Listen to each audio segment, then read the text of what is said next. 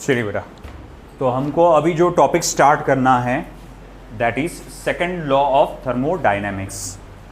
Second law of thermodynamics का जन्म हुआ फर्स्ट लॉ ऑफ थर्मोडायनेमिक्स की कमियों के कारण, है ना, उसकी लिमिटेशंस के वजह से। तो सबसे पहले हमको सेकंड लॉ ऑफ थर्मोडायनेमिक्स में पर बढ़ने से पहले हमको देखना पड़ेगा limitation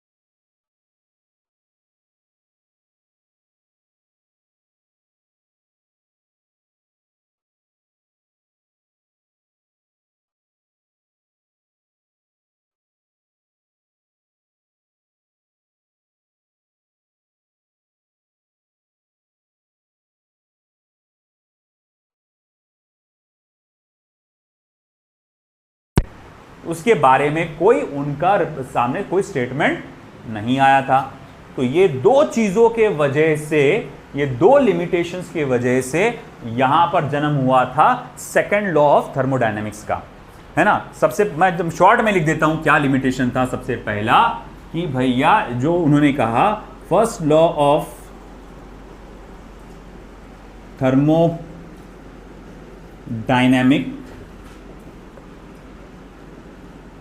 states that in that entire heat can be converted into work which is practically incorrect। जो प्रैक्टिकली देखा जाए तो बिल्कुल बिल्कुल गलत है, ऐसा हो ही नहीं सकता। कहीं ना कहीं जैसे मान लो आप बोल रहे मेरे पास एक ऐसी कार है जिसका इंजन पूरा ठंडा घुट रहता, जरा सा भी नहीं, बर्फ के जैसा ठंडा, और जो भी वो आग जलाता है, आप जो केरोसिन पेट्रोल जो भी आप फ्यूल का यूज करते, वो सिर्फ का सिर्फ वर्क में इस्तेमाल होता है। ऐसा कभी पॉसिबल हो सकता क्या? वो जो हीट जो है, वो जो इंजन जो काम कर रहा है, जो पिस्टन जिसमें ऊपर नीचे हो रहा है, और जो पिस्टन ऊपर नीचे होने की वजह से चक्के गोल गोल घूम रहे हैं, वो इंजन भी गर्म होता है। इंजन भी गर्म होता है ना, अरे इतना गर्म होता है कि जल जाएगा हाथ, अगर उसको हाथ लगाएंगे तो अपन बाकायदा, अगर आपने कार का बोनट को देखा उसमें लिखा रहता है सिंबल हाथ का, डू नॉट टच, है ना, यहाँ पर बिल्कुल हाथ मत लगाओ। बाइक में भी कई बार ऐसा हुआ होगा भाई, गर्म एकदम रहता हो जाता नीचे का, है ना, आप गलती से वहाँ पर टच कर दो पैर को तो चटका बैठ जाता, छाला आ जाता है कि नहीं। तो तुम क्या देख रहे, आपका जो फ्यूल जल रहा उससे काम हो रहा, बाकायदा अच्छा काम हो रहा, गाड़ी स्पीड में भाग रही है ना, मगर साथ ही साथ इंजन भी गर्म हो रहा है ना। ऐसा पॉसिबल ही नहीं है कि कोई सिस्टम क्या करे, पूरी हीट को सिर्फ वर्क में कन्वर्ट करे, ऐसा पॉसिबल नहीं है। अगर ऐसा हो गया तो भैया फिर तो बहुत ज़बरदस्त काम हो गया, उस गाड़ी का एवरेज कहाँ के कहाँ चल जाएगा। लेकिन अभी जो गाड़ी है हमारे, एवरेज क्या गाड़ियों का 100, मैक्सिमम 100 के आसपास है ना, अरे मैक्सिमम है, कुछ टीवीएस की कुछ गाड़ी 100 के आसपास उसका एवरेज है माइलेज। तो ऐसा है, कुछ गाड़ियां हैं जिनका माइलेज है 100 के आसपास है ना, और कुछ गाड़ियां ऐसी भी है जिनका माइलेज 50, 60, 40 तक, अगर 30 तक की भी है बाइक्स के तो कुछ एवरेज, है ना, 15, 20 की भी रहते, है ना। अब उसमें भाई बात ऐसी है कि वहाँ क्या हो रहा है कि भाई आप ये देख रहे हैं कि वहाँ पर हीट का एक्सट्रैक्शन कम हो रहा होगा। कहाँ पर? वो जो जिसका माइलेज ज़्यादा है, जिसको हम लोग कहेंगे, है ना, इसलिए ज़्यादा से ज़्यादा वर्क में कन्वर्ट हो रहा। अगर इमेजिन कर लो, मान लो कि तुमने एक ऐसी गाड़ी बना ली है जिसमें हीट का क्या कहा जाएगा, बिल्कुल भी लॉस नहीं होगा, बिल्कुल भी वो इंटरनल एनर्जी में कन्वर्ट नहीं होगा, पूरा का पूरा वर्क में कन्वर्ट होगा, तो उसका माइलेज तो डबल टिबल बढ़ जाएगा। क्योंकि बता दो तुमको, पेट्रोल इंजन जो होता है, जो डीजल इंजन होता है, नियर अबाउट 50 से 60% की एफिशिएंसी होती है। मतलब मालूम, आप जो जलाते हो ना पेट्रोल, जो मान लो तुम 100 रुपये का पेट्रोल लेके तुम्हारी गाड़ी में जो जला रहे, तो भैया उसमें से 50 से 60 यानी 50 से 60 रुपये की सिर्फ गाड़ी जो पेट्रोल है वो सिर्फ आगे बढ़ने के लिए इस्तेमाल हो रहा।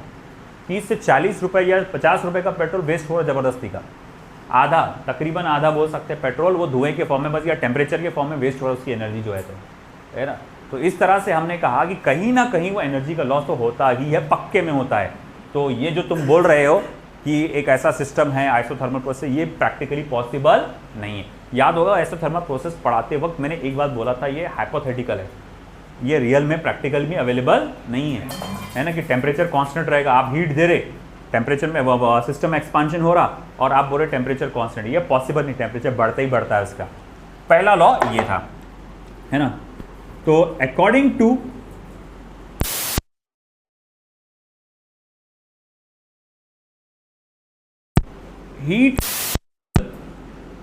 हीट एनर्जी बोल देता हूं मैं, can travel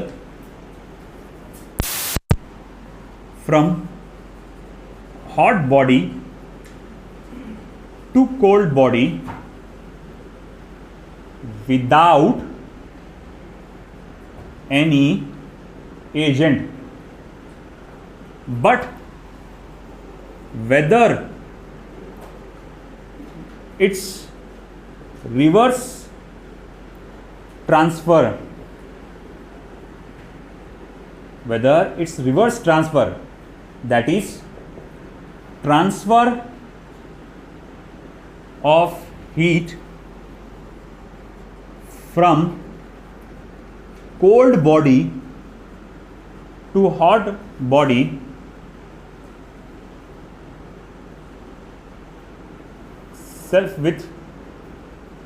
self mechanism is possible or not was not stated by first law, है ना। इसका रिवर्स हो सकता है क्या? सेल्फ मैकेनिज्म से, मतलब ऑटोमेटिकली अपने आप, कुछ करना ना पड़े, बाहर से कोई मशीन कोई कुछ लगाना ना पड़े, है कि नहीं। अब जैसे मान लो कि अभी सुबह सुबह ये रूम ठंडा रहता, बाहर का टेम्परेचर बढ़ता, ऑटोमेटिकली गर्म होता ना। ऐसा है कि ऊपर से कोई मशीन लगा के रखे अपन ने कि भाई रूम को गर्म करो, ऐसा क्यों बोली बेमानी क्यों, बाहर की गर्म है यहाँ गर्म नहीं हो रहा, ऐसा नहीं है, ऑटोमेटिकली ठंडा गर्म हो जाता नहीं। तो और ऐसा नहीं हो सकता क्या कि कोई चीज़ हीट अगर मान लो ठंडे से रूम में से बाहर अगर हमको गर्म इसमें देखना है, तो क्या ये सेल्फ हो सकता है या नहीं हो सकता है, इसके बारे में कुछ बताया ही नहीं उसने। तो यहाँ एक ड्रॉबैक आ गया इसका, और इसी वजह से जन्म हुआ आपका जो कहा जाएगा सेकेंड लॉ ऑफ थर्मोडायनेमिक्स का। Second law of thermodynamics, second law, second law में दो स्टेटमेंट्स आते हैं। एक आता है Kelvin Planck statement, Rudolf Clausius statement.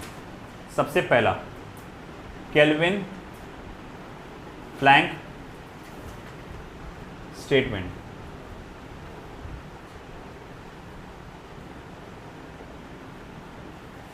Kelvin Planck statement क्या कहता है?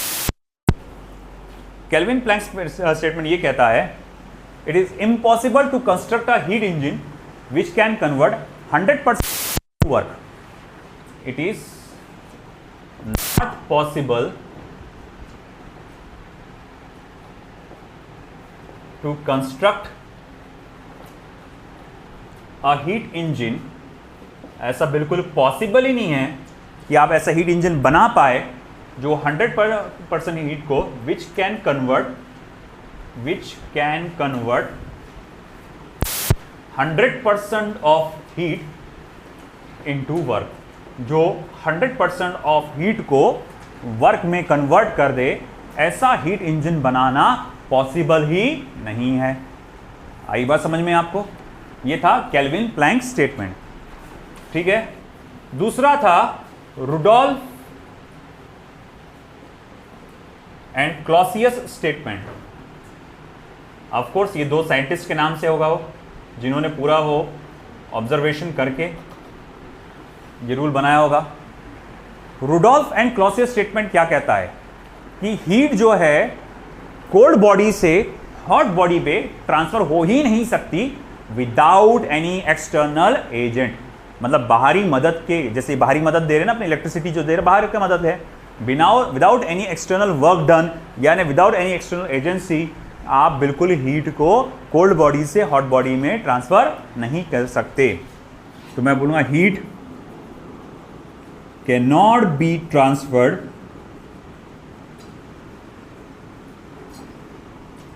From hot body to cold body without any external agency और वर्क, है ना। हीट जो है हॉट, अरे यार उल्टा लिख दिया मैंने, कोल्ड बॉडी से टू हॉट बॉडी नहीं जा सकती विदाउट एनी एक्सटर्नल एजेंसी। आई बार समझ में? So this is our second law of thermodynamics. उसके दो statement, Kelvin Planck statement, Rudolf and Clausius statement.